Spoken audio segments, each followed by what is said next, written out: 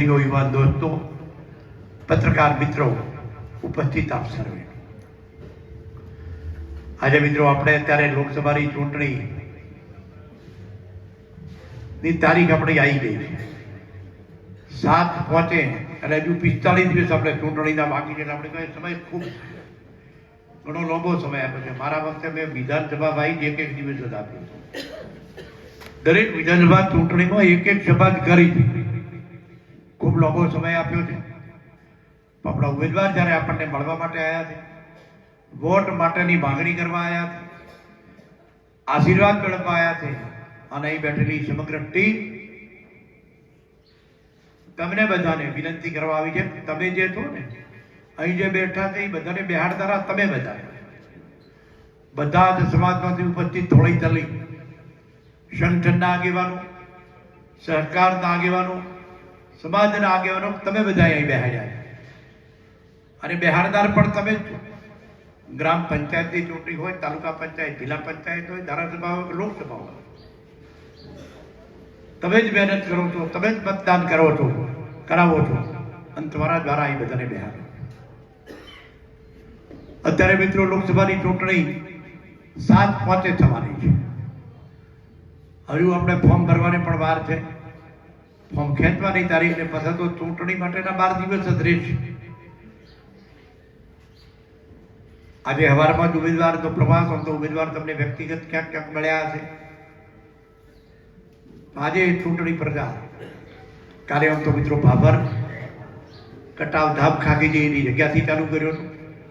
આજે સવારમાં ડોવા, મોરથમ, લવાણા અને આ રેખાબેનની ચોથી સભા છે. અહીં બેઠેલા બધા મિત્રોને મારા મિત્રો પૂછવું છે, નરેન્દ્રભાઈ આયા પછીનું ગુજરાત અને નરેન્દ્રભાઈ પહેલાનું. નરેન્દ્રભાઈ દેશના પ્રધાનમંત્રી થયા પછીનું હિન્દુસ્તાન અને પહેલાનું હિન્દુસ્તાન. મિત્રો અહીં બેઠેલા તમે બધાએ મને 5 વાર ધારાસભામાં મૂક્યો છે. 85 થી 90 તમે બધાએ મને કોંગ્રેસમાંથી ધારાસભ્ય તરીકે મૂક્યો હતો. 95 થી 98 અપક્ષ ધારાસભ્ય પણ હતો. અને 7 થી 18 સુધી 3 ટર્મ ભાજપ પછી બીજું.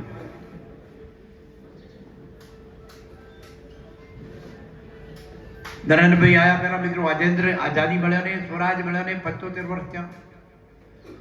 સ્વરાજ મળ્યું ત્યારથી શિક્ષણ આપણા બધાના માટે ફરજિયાત હતું. આરોગ્યની સેવાઓ પણ નક્કી કરેલી હતી. પીવાનું પાણી આપવાની પણ જવાબદારી સરકારની નક્કી કરી હતી.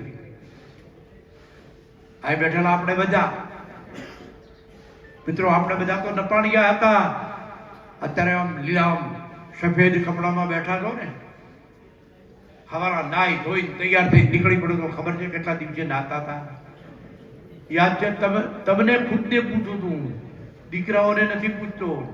આપણે કેટલા દિવસે નાતા હતા તમને બધાને પૂછું છું કે મને યાદ છે હું અઠવાડિયે નાતો. એટલા માટે કહું છું, એટલે તમને યાદ કર કે મારી ઉંમરના જઈ અને મારે ભલા યાદ કરવું છે કે કેટલા દિવસે નાતા હતા, કેમ નાતા નતા.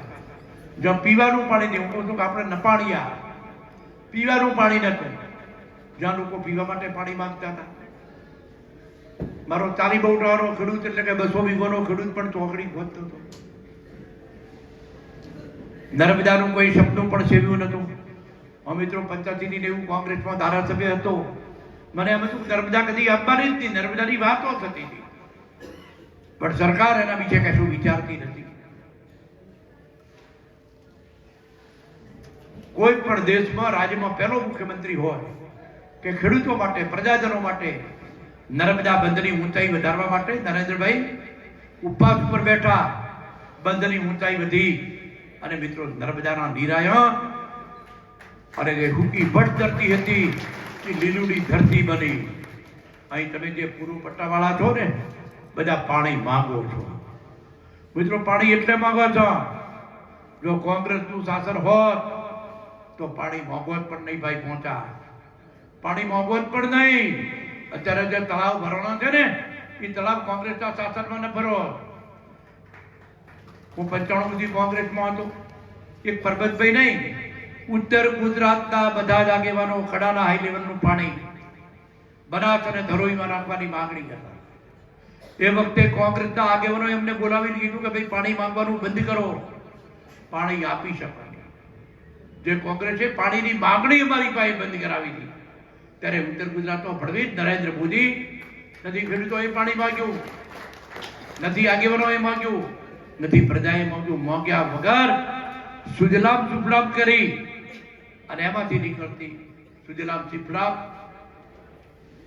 અને આપણે જેમ માદનપુરાથી સીપુ સુધીની પાઇપલાઇન બનાવીને તળાવો ભરવાની વાત મિત્રો શરૂ કરી. હું જ્યારે સિંચાઈ મંત્રી હતો ત્યારે આપણે રાજ્યના મુખ્યમંત્રી વિજયભાઈ રૂપાણીના મારફત એગ્રીકલ્ચર કોલેજનું જ્યારે લોકાર્પણ કર્યું ત્યારે એનું ખાતમુહૂર્ત કર્યું. અત્યારે મિત્રો તળાવો ભરવાનું પણ શરૂ કર્યું કે જેમાં 39 ગામ અને 106 તળાવ આવે છે. થરાદ, લાખણી, દાંતીવાડા અને ડીસા. પણ સાથે સાથે એના પછી શંકરભાઈ ચૂંટણી લડતા હતા ત્યારે શંકરભાઈએ પણ કીધું હતું કે જે કામ રહી ગયો છે નર્મદા આખા જિલ્લામાં